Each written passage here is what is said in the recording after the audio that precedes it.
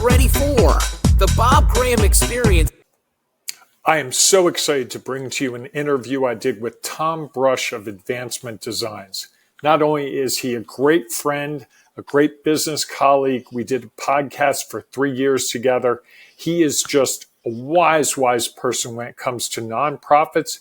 But the same thing that he talks about with nonprofits is really applicable to any business. You're going to love his insights. He talks about networking, about how to promote yourself, how to tell stories. He's just a wealth of information, and I really got some of it in this interview. So listen, and you might want to take some notes. Here we go. Tom Brush. Hey, Tom, it's great to be with you today. You and I did a podcast, like I was telling the audience, for several years, 947 episodes. Is that right? Something like that. So this is old hat to us, but this is going to be a little different because we're going to talk about you and your business. And I think when we did the podcast, it was more about me sometimes. So I'm excited to talk to folks. And so first of all, tell us how you got to this place where you are right now in helping nonprofits primarily. Yeah, well, I think that, I worked in that industry for 25 years, so the majority of my career. And I just got to the point where I was tired of being led by others and really being beholden to what they wanted. And so then as I was trying to, and then they decided that maybe I was too much of a pain in the neck to have around. And so I ended up leaving an organization and trying to figure out what was next. And I had a really good friend who I at that point would call a mentor, who just suggested, hey, you might want to try consulting or at least get a business ID because people are always asking you to do work. And I said, that's interesting. And then I tried it through a couple of great organizations that connect people with skills with nonprofit organizations who are dealing with some challenges. One was Catch a Fire and the other one was Taproot Plus. And so it was an opportunity to test out doing projects with people and also doing some one-on-one coaching. And I sort of discovered that I really enjoyed that work, that it was great for me to be able to take what I had learned over those 25 years and then start to apply it and help others figure out how they could do it more effectively and efficiently. So you started, I think your coaching really started back when you were in sports years ago, right? Talk about the correlation between sports and what you're doing now, because I think I see it in what you do a lot. Sure. Well, I think that, initially, if you go way back, when I was in college, I thought about being a college basketball coach. That was where I thought my talents were driving me. Because I like to help people figure out how to become, as some like to say, one of my favorite coaches now, the Buffalo Bills head coach, Sean McDermott, says to make them the better version of themselves. Or Ted Lasso also says that as well. That's quite the extreme. I know. Sean McDermott and Ted Lasso. Both professional football coaches, interestingly enough. So anyhow, I think one is acting like a professional football coach. True. One was an actor. But what I think I found, and I found in the coaches that I had, is that they pushed me enough to help me become better or different, to do things differently that would help me be more effective on the field or on the court. And I think I sort of had some of those roles throughout college and high school where I was a leader and people were looking to me. I was an RA in college. I was head of some organizations. And I always felt like it wasn't me leading. It was me helping the team, the group of people, be more effective at what they were doing. And so for a long time, I really didn't realize that was sort of where my sweet spot was. I think maybe some of the gifts that I have been given. And then along the way I worked, which was helpful to really get in the field and understand it and learn from a lot of really successful people. And then I started doing some coaching of my son, little baseball coaching, and learned some other things. And I think one of the other things that was really beneficial is I watched my wife, who is a successful women's lacrosse official, manage the other side of it, right? So there's always the official or the rules that we have to follow. And understanding how sometimes we can leverage those to help us and sometimes we can't. And I think it's the same true today with a lot of nonprofits, is there are things that they can do if they choose within the guidelines that help them be more successful and help them erase a number of challenges. Unfortunately, I think many times founders are so driven to make a difference that they just take action. And in taking that action, they get out in front of things, and then that comes back to bite them later because they haven't really established the foundation of their organization that will allow some of those future challenges to not be there.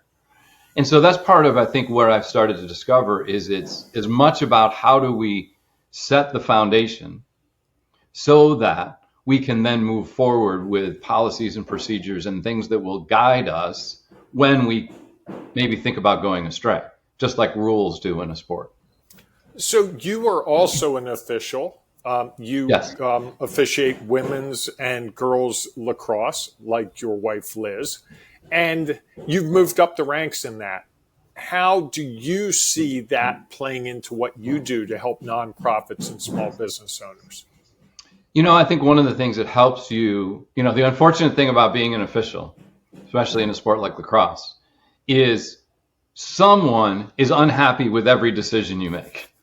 Rarely do you make a call where everyone's like, oh, yeah, that was great. Like, people love it or they hate it because it either goes for them or goes against them. And I think sometimes that's so you learn to balance that out and learn to understand. And I think one of the things that I talked through and learned about in our 3 years doing the podcast was how to stay a little more balanced, and that what people are providing is just feedback. And we have to figure out how does that feedback impact what's real for each of us. And I think also, you'll love this, is that there is no right or wrong. There's all just what our knowledge, experience, and perspective has brought to us. We only know what we know or have experienced or have a perspective around. And until we can be influenced by others, we're there. And I think, unfortunately, for a lot of founders, mostly what they know is how to help people or how to impact the part of the environment maybe that they're trying to solve. And they don't always understand the other side of it, which is how do we become more organized as a business? How do we manage our board? How do we fundraise? And how do we do all those things that help the organization run at the same time as having an impact on the people that we serve? So the problem is we have a passion for something. We get excited about that thing, whether it's a nonprofit and you want to, plant trees in a community, or you're a small business and you want to be a landscaper. Yes. Very similar pathways. Walk us through this whole knowledge, experience, perspective thing, because you and I talked about it a lot, but folks who are watching and listening to this probably don't understand it. So walk through the whole logic of it and where it fits into what they're doing, because I think it's a really key point. Sure. Well, I think when you think about who and what you are, I believe that you are made up of the knowledge that you've gained. Many times people have shared it to you, or you studied it, or you've gone through a course or something to learn it. The experiences that you've had, because many of those will shape who and what we are and what we believe. And then again, the perspective that we have. When you put all those together, it kind of makes like who and what we are. And if you haven't learned something, you don't have knowledge around it or any sort of perspective, how could you really understand it so that you can leverage it to be a part of helping your organization be more effective? And I think so oftentimes people think that what they know, what they have learned, and what their perspective is quote unquote right, which makes it very hard to be open to what other people are sharing. So for example, for me, and I think for me this was helpful because I grew up in the middle of nowhere, upstate New York. And so while maybe I had some knowledge of things, I didn't have a lot of experience with some things that you would, like living in a city or, being in a very culturally diverse community. And so you have to, at some point, I think, experience that or be open to hearing what others have to share with you so that you can learn a little bit about what it's like to have it impact what's real for you. And so I think, unfortunately, today, especially, we're so caught up in what we believe, what we know, what we've learned, that it's hard to be open that others have different knowledge, different experience, and different perspectives.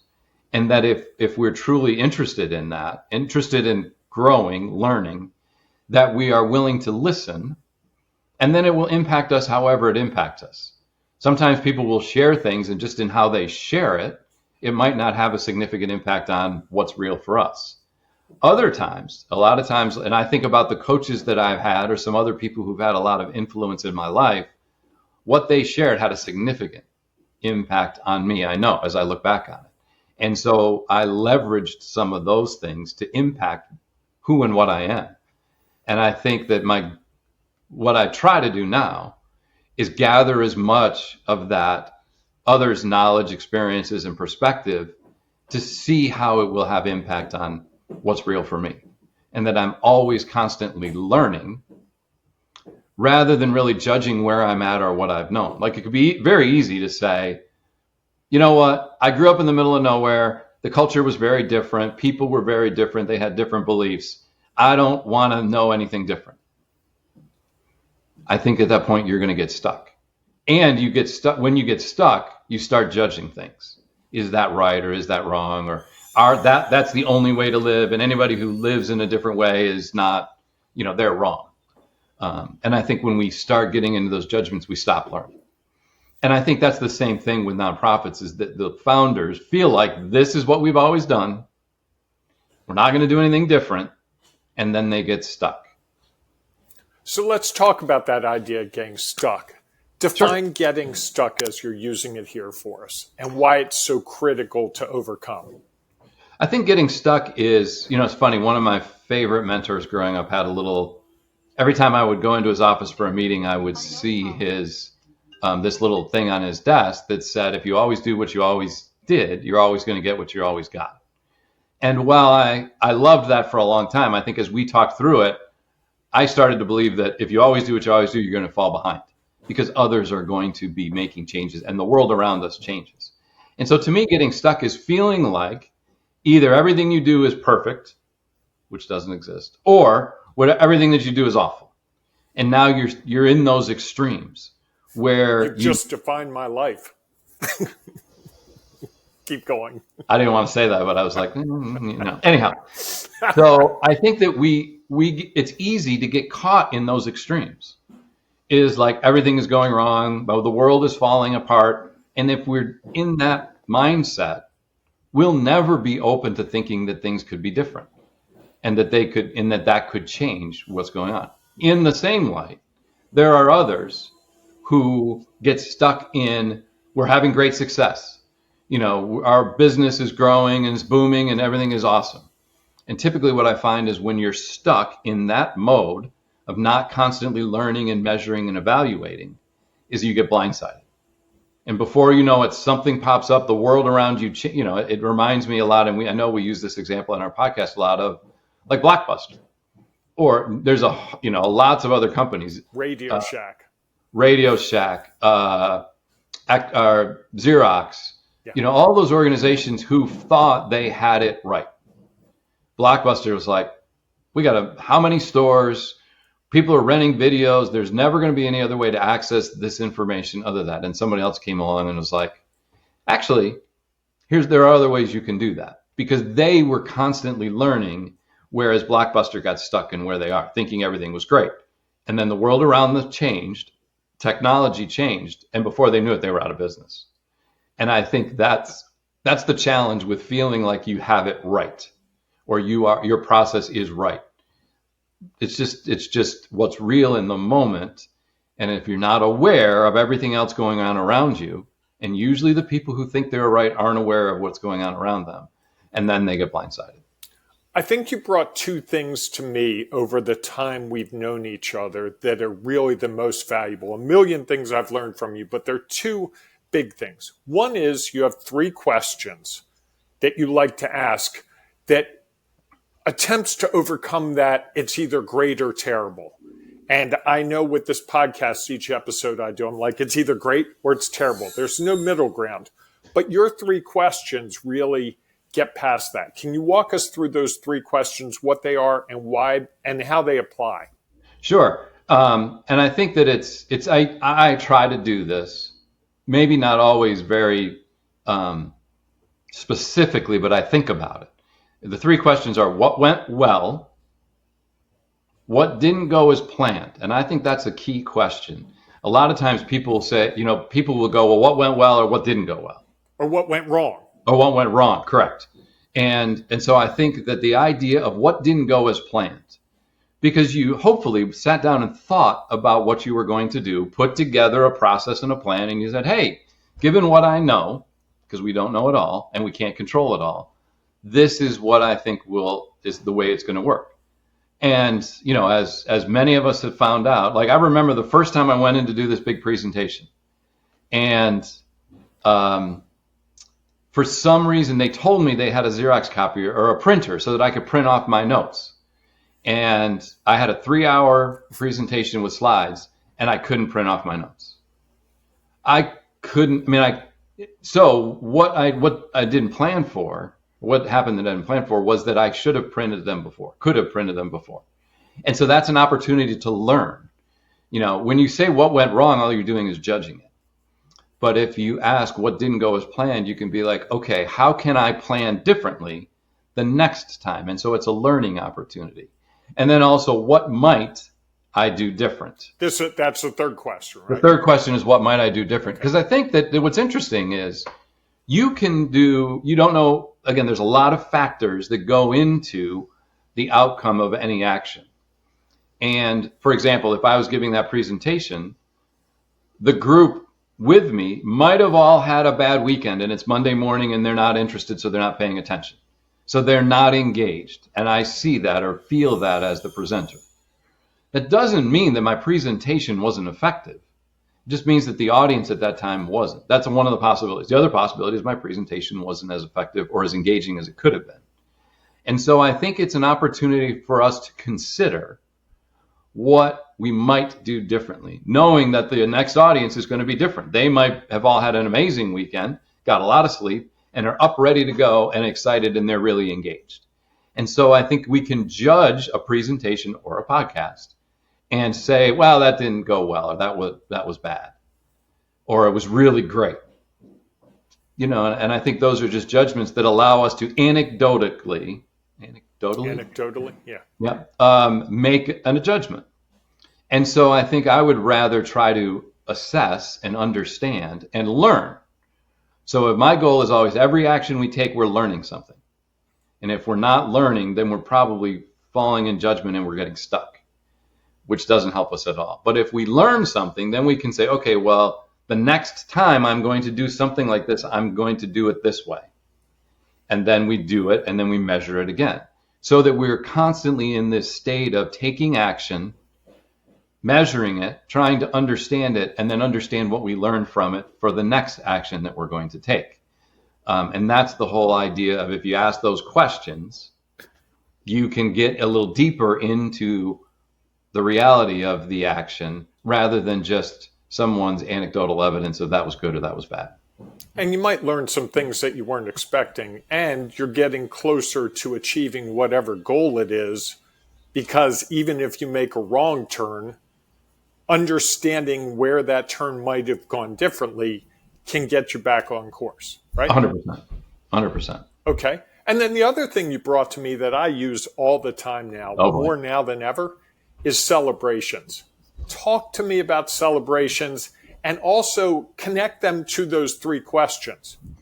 Sure. Well, I think one of the challenges, I like celebrations in all of its different forms. So many of us have celebrations after a result.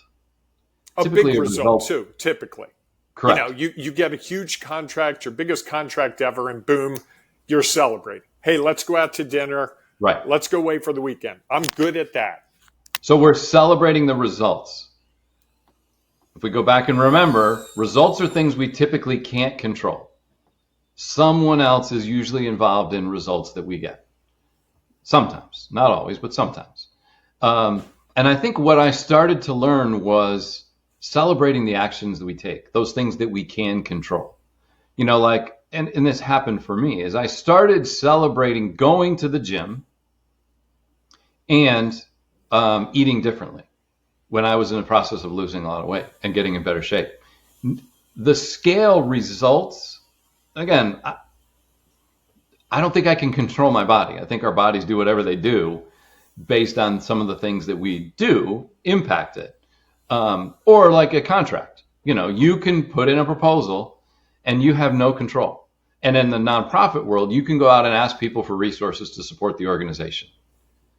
The only thing you can control is you going out and asking people for it. Whether they say yes or no is up to them. And I think we get so distraught when the results aren't what we desire. And so why celebrate? They said no. I like to talk to people and be like, you went out and did something that's not easy and that a lot of other people wouldn't do. So if you're taking action that is difficult, why not celebrate that?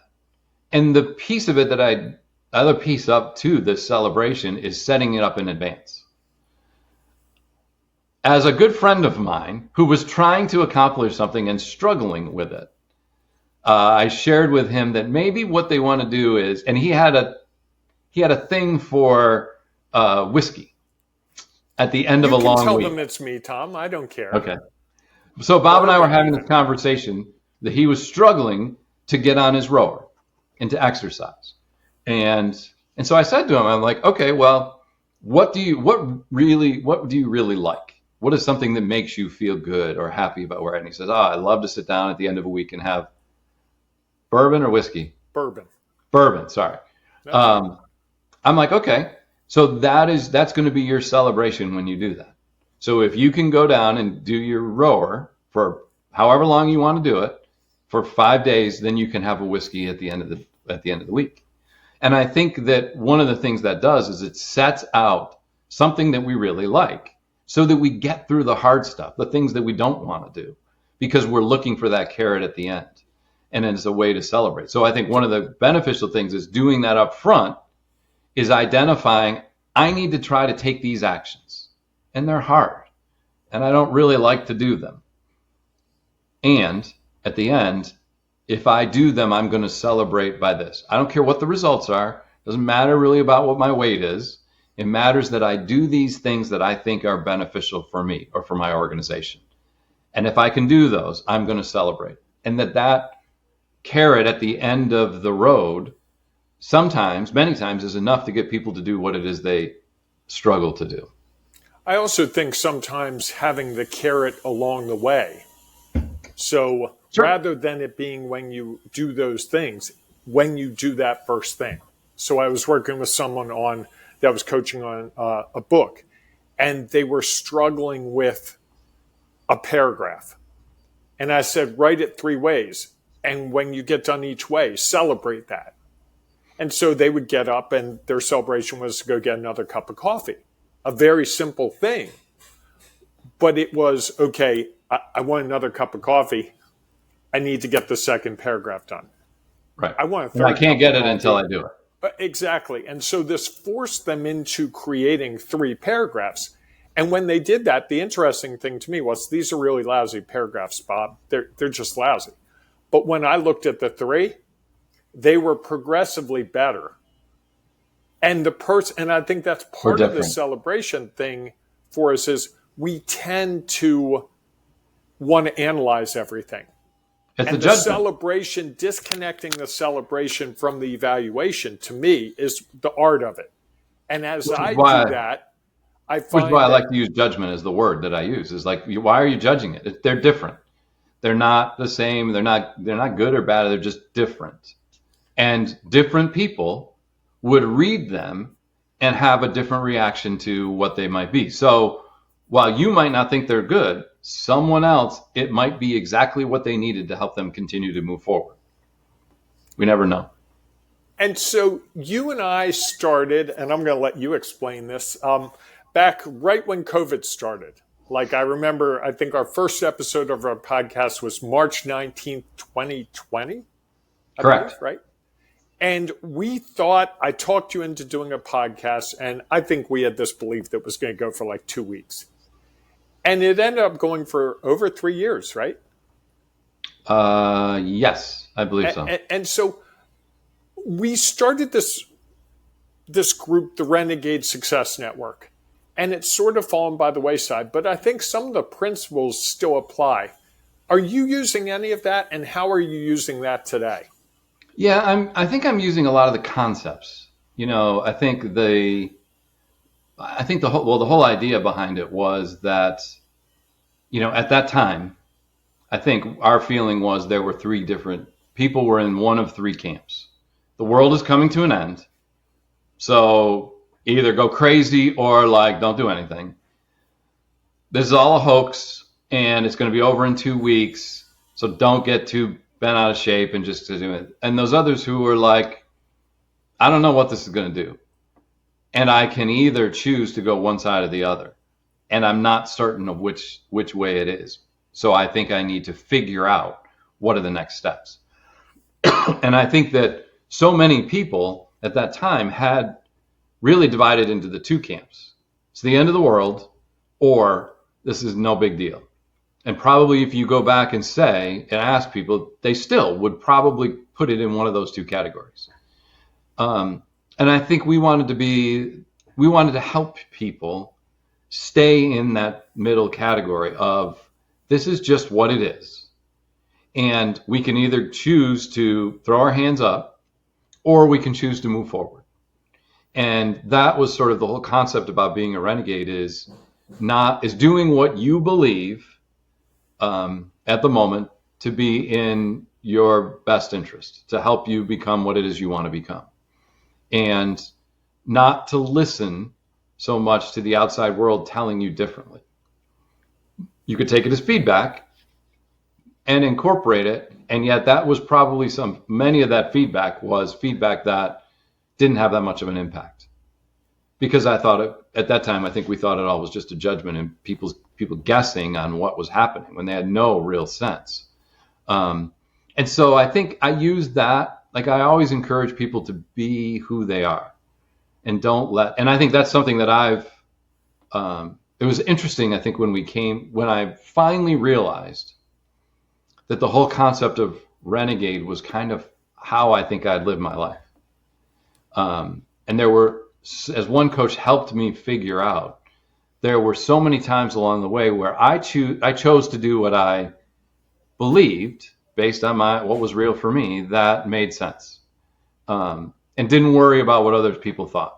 And many times, some of those things were off the rail. Many people would have said either crazy or like,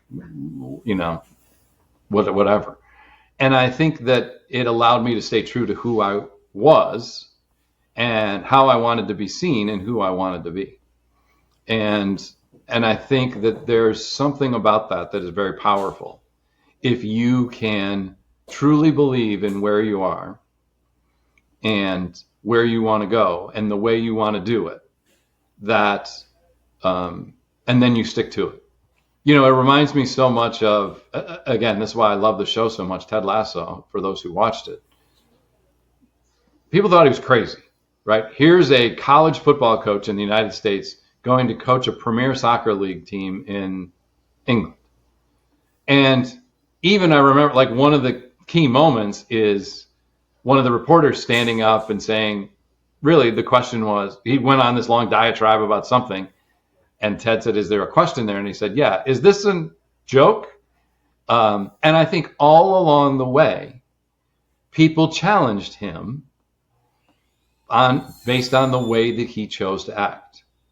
And he chose to maintain what he believed was was the way he wanted to live and the way he wanted to act.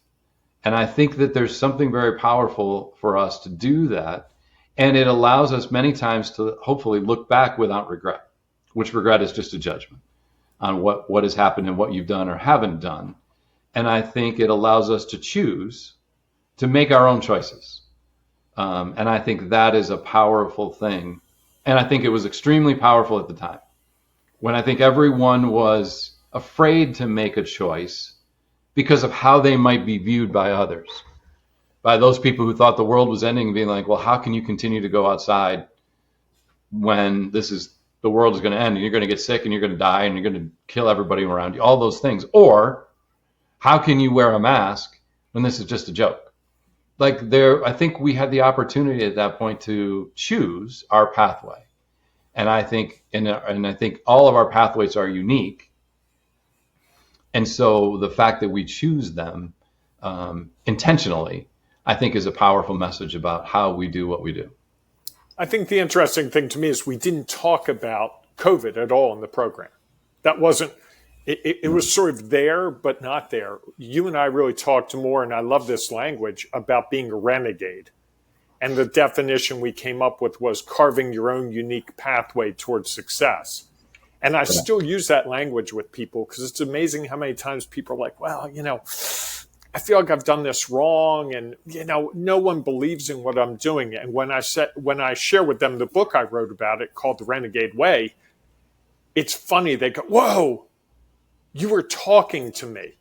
And I think that's something that we lose sight of so often. Is I always believe like there's someone who knows the pathway to making a really amazing podcast, and if I just find that person and follow that pathway step by step, it's going to be super easy and super insightful, and I'm just going to be amazing. But what I've come to realize is no one knows what the heck they're doing. Elon Musk doesn't know what he's doing. Presidential candidates don't really know what they're doing. You and me, at the end of the day, we really don't know what we're doing.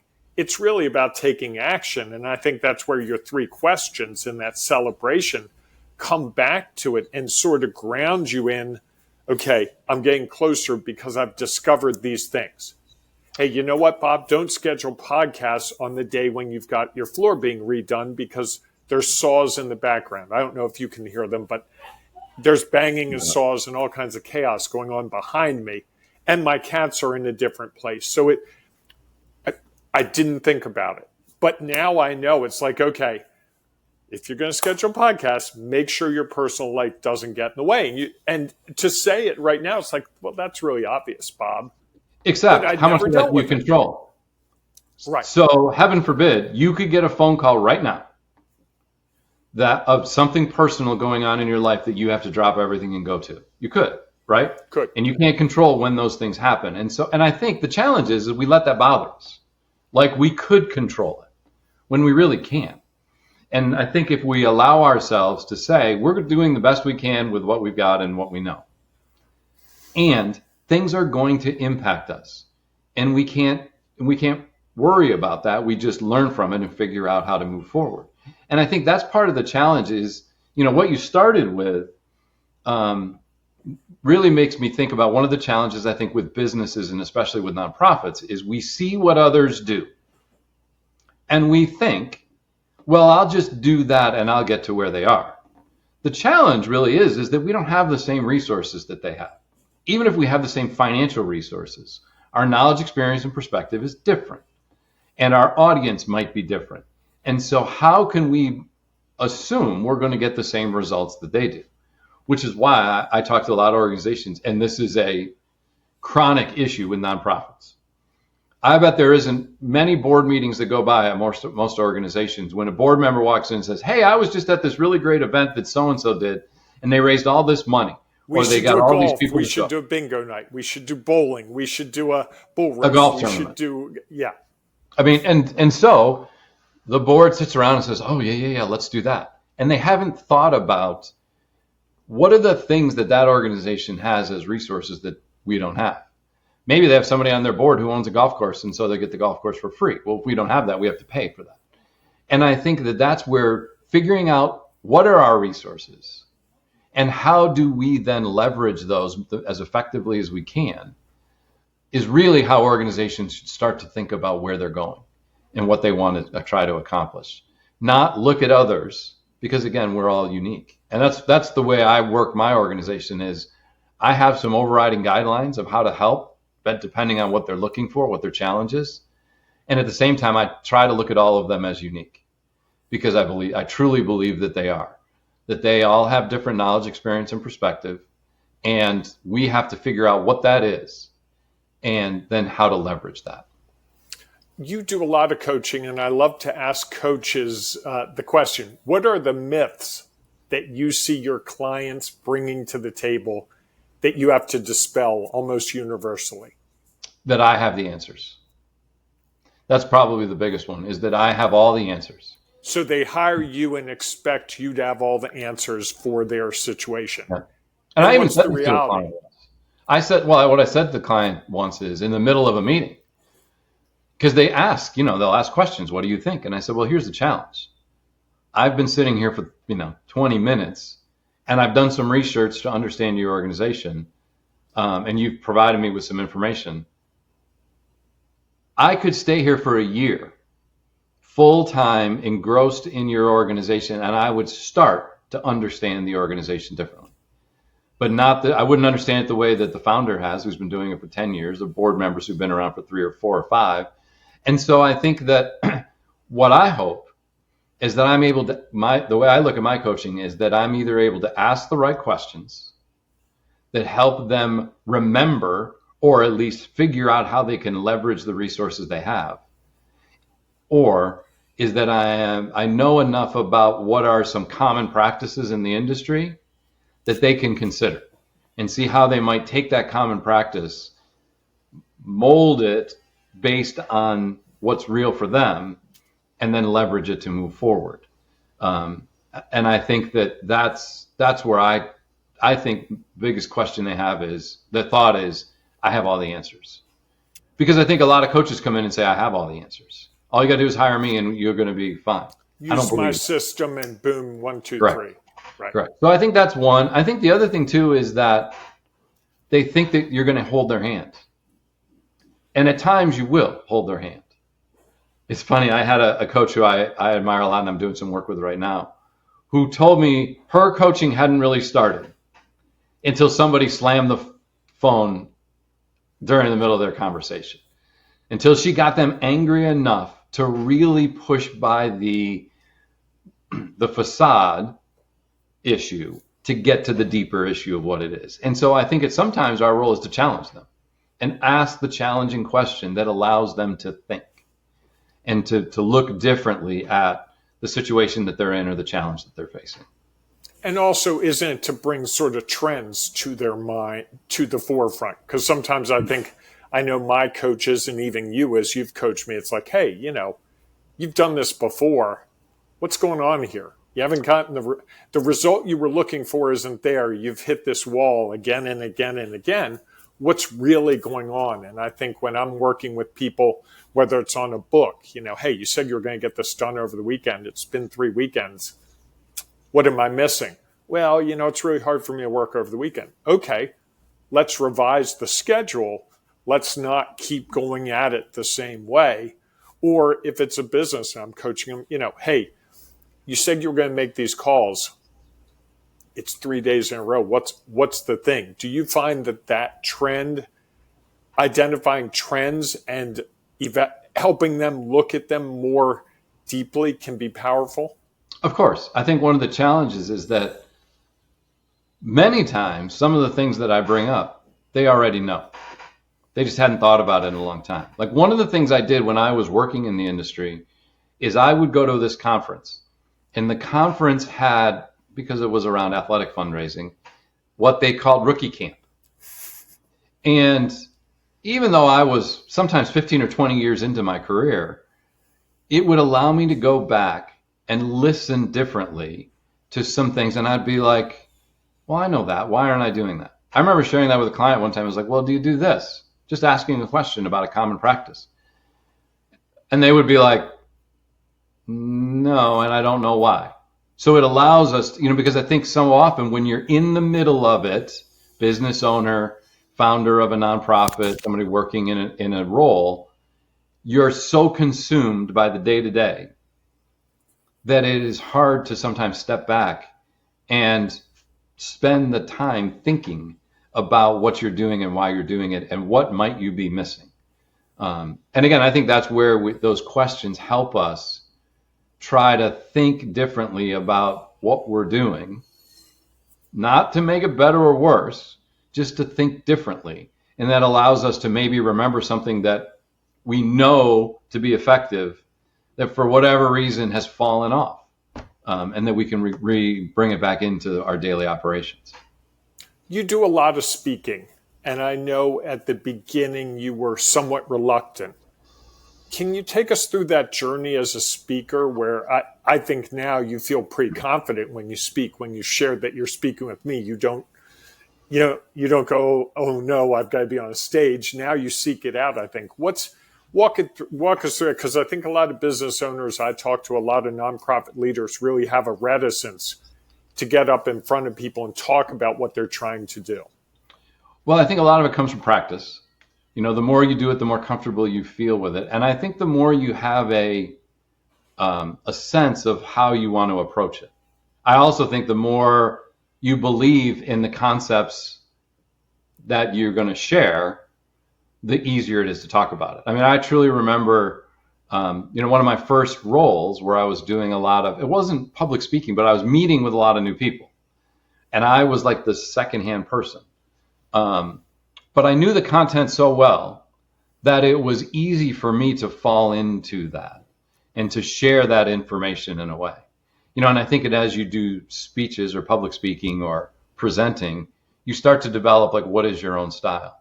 And my style sort of got created back when I was in high school. I don't know if I think I've told you that. I'm sure I've told you this. This is a new story. I'm excited to go. I'm sure I've told you this. Anyhow, so it was my graduation day. High school graduation, and I was the class president because I was in a small community, of course. How many students were at the SIO High School, right? 48 in my graduating 48 class. In your class. Okay, so big class that year. Yeah. It's hard to be in the top 10%, that's for sure. Anyhow, so I was the class president, and I had to give some remarks on behalf of the class at graduation. And my mom knew me pretty well, and she was like, are you all set for your remarks? And I was like, yeah, no worries. She's like, hey, let me give you a thought to think about. Because you're going to get up there and you're going to think you know what you're going to say, and you're going to look out at all those people and you're going to get a little tongue-tied. So you were going to wing it? Oh, of course. Okay. Of course. Okay. That was because it was easy at that time, supposedly. Anyhow, so she said to me, well, here's something to consider. She said, when you're speaking, share 3 things. 1, you can remember 3 things. 2, the audience has a chance to remember one of the 3 things. Uh-huh. And this was the most important one. And 3, you can share them and get off the stage because people don't want to hear you talk. They want to watch their kids graduate. And I was like, brilliant. And so that became sort of my mantra whenever I would speak. It was interesting because I went on to become the head of an organization, a small nonprofit that helped the arts at my kids' high school.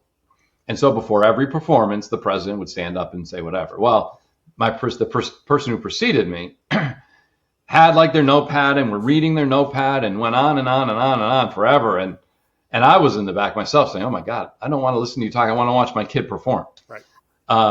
So when I became president and had to do it, I always went up. Sometimes I wrote it down and sometimes I didn't. I just knew here were my 3 points. And when I get my 3 points out, I'm going to sit down and shut up because they want to watch their kid. And funny enough, my daughter occasionally had to come out, and she was the stage manager. And so sometimes she came out to give information to the audience about turn off your cell phones, that type of stuff.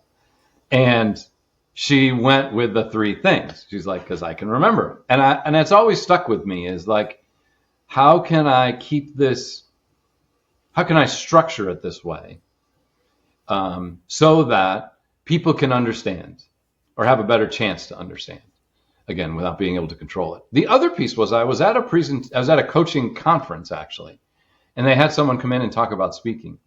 And one of the things that was really impactful was the person started out by telling a story. And they said, how many times do you go and hear a presentation and the first thing you hear is, here's who I am, good morning, oh, that's not loud enough, can you say it again, good morning? And then they go into their bio and stuff that nobody cares about. Thank you so much for inviting me. It's so Correct. Great to be here in Poughkeepsie. Correct. And and when I heard that, and what the person said was, this is a way to engage your audience. And it's interesting because later on in life, I was a member of Rotary. And every week we'd have a speaker. And a lot of times we're nonprofits. So I share this with not many nonprofits, is that they would come in, the first thing they would talk about is their about. And then they would go into their history. And then they would share like who it is we serve and what we do. Did they share their mission statement? Because that's always a good one. Sometimes, not always. Half the time they don't know it. That I've learned is that most people don't know their mission statement. So if you're a nonprofit, first thing you do, and you know I'm going to speak, go memorize your mission statement, because I'm going to ask you if you know it, because I think that's important. And so what I would say to them is, like, those organizations never engaged me. And I'm someone who was in the business, and 3 minutes in, I was thinking about, what do I have to do when I go back to my office? What's going on tonight? I wasn't paying any attention, which I felt guilty about. And I was like, that's their fault. They didn't engage me in one sense. And so now I talk with them about sharing their story. And one of the big things I talk about with nonprofits is that we become in the habit of asking people for money, which not a lot of people like to do. And a lot of board members that I've had or that I've heard from at other meetings are like, I'm happy to do anything except ask people for money. And so I go in and talk to them about, well, stop asking. Start sharing your story. Share stories of impact that get people to buy in, get people to sort of understand where you're at. And it's the same if you're a business owner and you're networking. I remember one of my favorite networking stories to tell is of the insurance agent. Apologies to any insurance agents who listen to this, who, when they get their chance to get their elevator pitch in, they said, I can work with anybody. We can write anybody home. And I would sit there and be like, I don't know anybody. And great customer service. Right. Well, it's just, I just don't know anybody. Yeah. When the insurance agent would come back and then be like, okay, here's who I'm focused on today. One of the groups of people who I really can help, because I helped this couple out. They were getting ready to get married and they had to think about, like, all right, how do we merge our insurance, or whose do we use, or whatever the case might be. The insurance agent was I was able to be helpful and help them figure out what their next best path is. And I, sitting there, would be like, well, I would immediately know if I knew somebody who was engaged or getting ready, or maybe been dating a long time and thinking about getting engaged. Like, it would pop in my head and I could connect with that story. Same thing with a nonprofit. If you come in and talk about the family whose lives you've changed because you help them stay in their home, you help them find a good job, and you help them steady what at one point was a rocky or an unstable lifestyle, people in the audience will be like, I know people like that. Or I've heard stories of people like that. And isn't that awful? I'd like to learn more to figure out how I can help. And so often when we share a story with people who know, like, and trust us, the next thing they're going to do is ask, well, either tell me more, I'm interested, I'd like to learn some more, or how can I help? And now the door has been opened for you to tell them. They have asked you, requested from you, how you can help. And one of the ways for people who are struggling with raising money or asking for money, is like, well, when somebody says that to you, how can I help? You have the opportunity to say, this is what some of our people do. They volunteer their time. Some people don't have a lot of time to give. And so they make a gift that's personally significant to them. And now I'm asking because you asked me to tell you how I can help. Not out of the blue, I'm going to somebody and be like, hey, Bob, we got this great cause. Can you give us $5 or $100 or $1,000 or $10,000?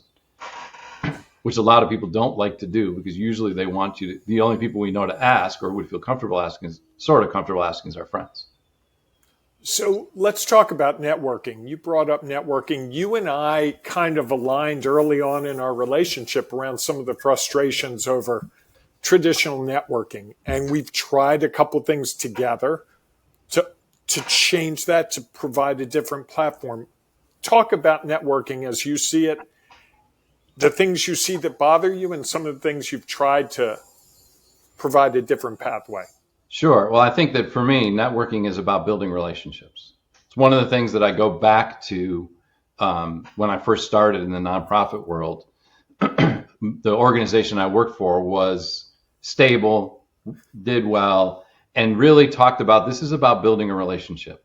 How do we connect, find the people who are interested in us and talk with them and engage them more in what we're doing? And to me, that's networking, is that when you go out and you actually find people who are interested in what you do or who you are, and you have the opportunity, and they're actually interested to hear what you have to say. And so my goal at every networking event was, well, I had two goals. The first was like a real goal. The second was like, this is how I'm going to pass the time.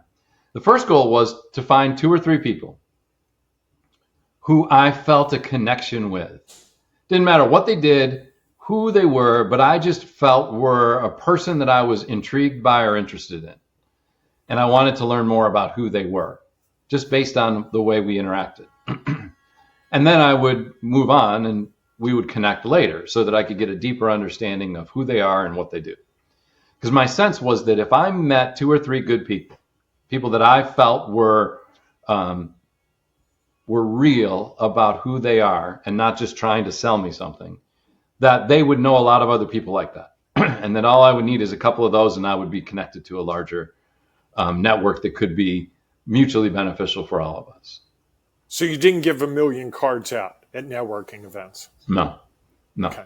My other goal was to see how long, because I always, many times I like to ask first. In later networking, I like to ask the questions first because I could then learn. You know, one of the things that's beneficial about asking questions is people are more than happy to talk, and they will tell you a lot. And what I talk with some people is before you put out your elevator pitch, ask a question. Because like for me, when I ask a question, I start to understand who they are. And then I can contemplate what is the response that I would give based on who I think or how they might be able to be most connected to me. So if I'm talking with somebody and I know that they know people who work for nonprofits, my conversation is more about the challenges that they currently face. If I feel like they don't really know a lot of nonprofits, but they know a lot of powerful people who are well connected and probably serve on a board, I talk about the challenges of the board so that it helps me pare down all of the things I could talk about to things that I think they may actually have some awareness of and can create a connection to them. I got to stop us for a minute, Tom. Hang on 1 second. Chaos. May I use the bathroom? Yes. Sorry. No, sorry. If you can do it quietly because I'm trying to record something. And hopefully my cats don't. Watch out. I've got 2 cats. 2 cats.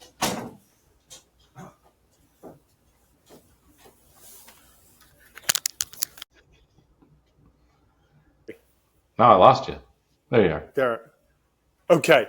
So that was great. Can we wrap up? I want to do the Bob Graham experience. You ready? Okay, can I? Yeah, go ahead, The please. second one? Okay. And the second goal is to see how long someone will talk at me before they ask a question about me. And I would say that the record was held by someone that you asked me to visit with and talk to. And 45 minutes after we started, they finally said, well, you know, I've talked a lot. Maybe I should ask you, tell me a little bit about what you did. So that's my networking thoughts. I'm dying to know who it is. I'll ask you. You know who it is. We've talked about this before. You know who it is. Okay. All right. I'm not going to say their name because that's not fair. Yeah. And, you know, people have different styles. Of course. It works for certain people, but I think the way you're advocating, I've found success in as well. So, Tom, it's time. You've been waiting for it. It's Are these Bob questions Graham about you? experience time. Are these questions about you? No, not at all. Oh, No, okay. right? These are about you. So, ideally, 1-sentence answers for each, but if it's longer, no big deal. You know I have a hard time with that. So, and I'm going to ask, before I ask the normal questions, I want to ask a bonus question. What is the last thing you celebrated and how? The last thing I celebrated and how? That's a good question. The last thing I celebrated was, It's funny. I get so good at talking about it that sometimes I'm not as effective at doing it. The last thing I celebrated was, and this was a while ago. Well, no, actually, that's not true. Is that I finished the summer lacrosse season, which is a burden. The other thing I do is I assign some events, getting officials there. And so once it was finally done, I do what was kind of my typical celebration is I drove through Chick-fil-A and got a cookies and cream milkshake with whipped cream and no cherry. Okay. Yum. All right. What's the last thing you read? Good question. I'm not a big reader, which is not. So the last thing I read might be The Renegade Way. That's a great book. I know the author. It's a great book. Yes, I know the person who wrote the foreword to it. There you No, go. the last thing I read. It's funny. I've listened to a lot of book on tape because Liz likes to do that when we drive, and we sometimes drive a lot. I can't remember the name. The book that I really liked that was most recent was A Man Named Olaf. I think that's the name of the book. Man Named Otto. Otto. Right? Otto. Well, Yeah. Otto was the movie. I think his name in the book was Olaf. Okay, you may be right. Yeah, yeah. Okay, what's your most important inspiration?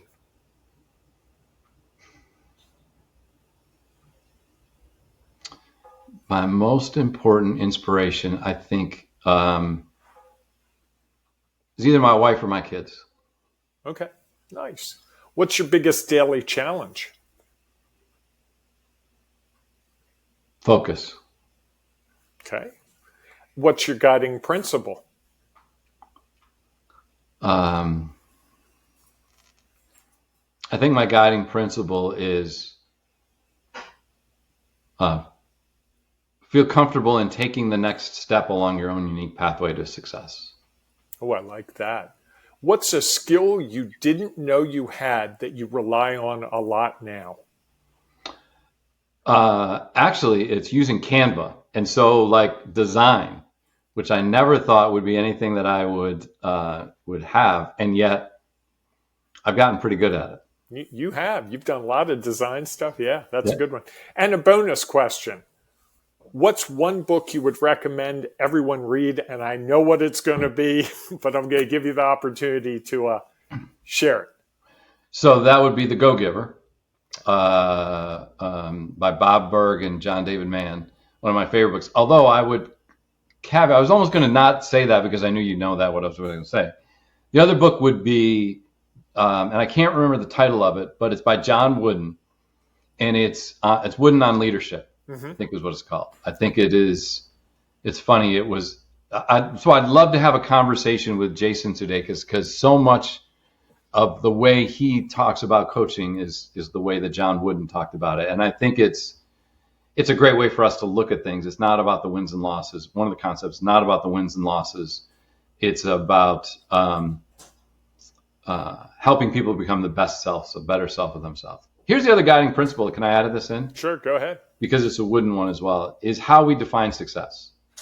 And he has a great definition that I love about it. Is that success is defined, and I won't get this correct. It's defined by doing the best we can. Doing the best we can in order to, doing the best we can. It's the self something, awareness, fulfillment of knowing we've done the best we can to achieve the thing we're trying to achieve. That it's really about the actions and the journey, not necessarily about the results. And I think everyone looks at success, again, just they look at the results, not the actions that we take.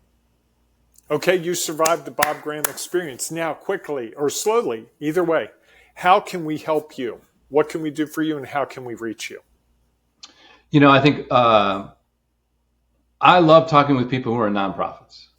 Or actually, I'm talking with a lot of people. Anyways, so if you're someone who, and I think this is a way to connect. If you're someone who something I said resonated with you and you'd like to talk more about it, please feel free to reach out to me and you can message me, email me. Email is tom@advancementdesigns.com. I'm on LinkedIn, fairly active there. You can find me on LinkedIn. I think it's Tom Brush. I think those are the things that I in the look show for. notes too. Okay. And because I think that, again, my belief is that if I get to know someone, they will know other people, and that I'd rather have a couple of people who know me really well and know what I'm made up from than others. And I think we find that by some of the concepts we share. Like one quick story, because I know we got to go. I saw somebody post on LinkedIn that they were a big fan of The Go-Giver, the book that I recommend. So I wrote them back, and I'm like, wow, that's awesome. I love that book. Here's some of the things that I like about it.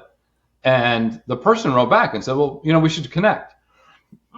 And I said, that'd be great. I'd love to talk more about it. And so we got together and found that we had some similar philosophies. And it actually led to a couple of clients. Because he started to understand who and what I was and how I could work with nonprofit organizations. And he just had people who were asking some of those questions about, we're struggling with raising money, we're struggling with managing our board, we're struggling with how to keep people engaged and connected. And he felt like I think that I could help them, all because we shared a concept and the belief in a concept. Nice. What a great way to end this. And I want to say, Tom, this has been great. I really appreciate the time. I appreciate all you've done for me professionally, but even more importantly, personally. You had a front row seat to a couple of really chaotic years. Now that my life is so placid and mellow, you wouldn't have any fun talking to me each day like you did for so long. So our podcast would be boring, is what you're saying. It would be. So, well, thank you again, Tom. Really appreciate it. We'll be talking to you soon. And folks, we'll have another episode just like this where we dig deep into a business owner or a business leader. And if you know someone who, should be on this program with me, let me know. I'd love to hear who it is. All right? Thanks. Bye-bye. Thank you. That was the Bob Graham Experience. Want to be a guest and experience it for yourself? Visit thebobgrahamexperience.com to get on the list. And of course, please rate us and listen to other episodes wherever you had the Bob Graham Experience. Until next time.